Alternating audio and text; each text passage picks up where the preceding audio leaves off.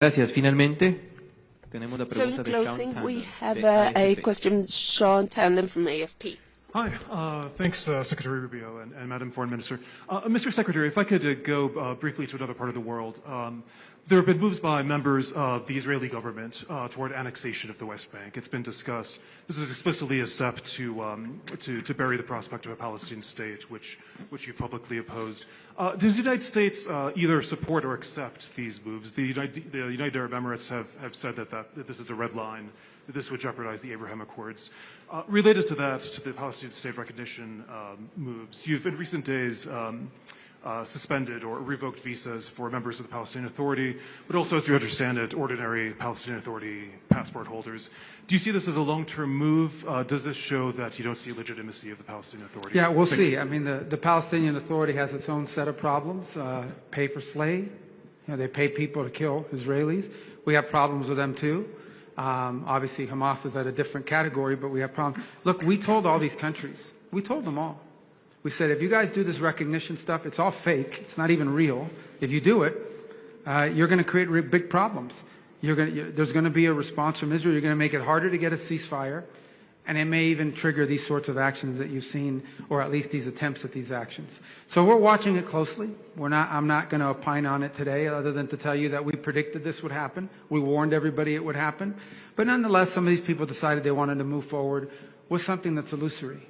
Right now, we should be focused on how do we end this war in Gaza? How do you eliminate Hamas? How do you disarm Hamas? That war could end tomorrow if Hamas just disarmed and surrendered and released the 20 hostages, which shouldn't even be there. It would end. Hamas refuses to do that. So, but that said, we don't like the humanitarian suffering. We've offered a lot of aid. We've provided a lot of aid. We're prepared to provide aid now, and we're prepared to provide a lot of aid after the war ends as well, along with other countries around the world. But as far as what you're seeing with the West Bank and the annexation, that's not a final thing. That's something that's being discussed among some elements of Israeli politics. I'm not going to opine on that today. What I am going to tell you is it was wholly predictable.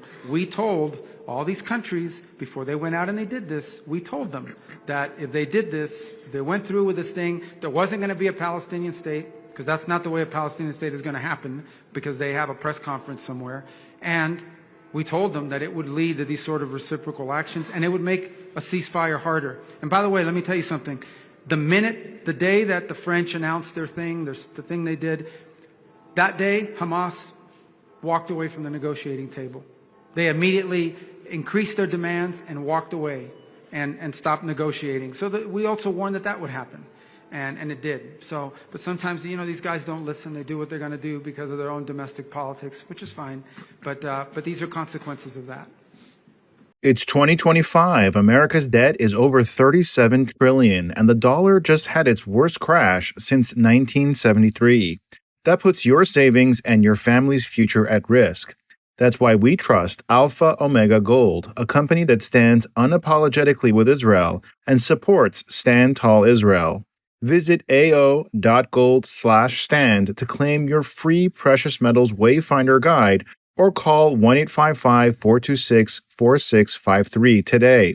Protect your future before it's too late.